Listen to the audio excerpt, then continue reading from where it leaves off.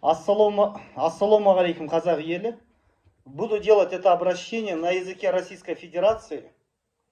У нас в Казахстане сейчас происходит такой абсурд. То есть, если казах у себя в Республике Казахстан потребует у русского обслужить его на казахском языке, по их логике это нацизм.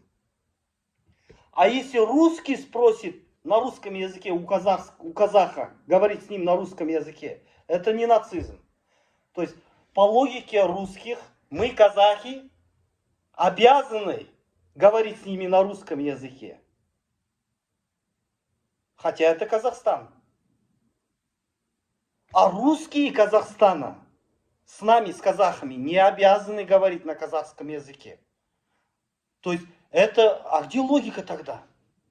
То есть они живут в Казахстане, не признают казахский государственный язык. Они говорят, а мы не обязаны знать казахский. А покажите в законе, где здесь написано, что мы обязаны знать казахский. Вот это называется русский нацизм. То есть вы живете в Кыргызстане, не знаете кыргызский язык. Вы живете в Казахстане, не знаете казахский язык. Вы живете в Америке, в Майами, где компактно проживаете русский.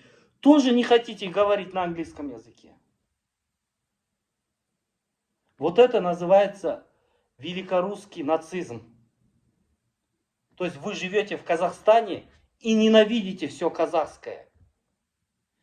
И вам в этом помогает пророссийский, прорусский президент Токаев.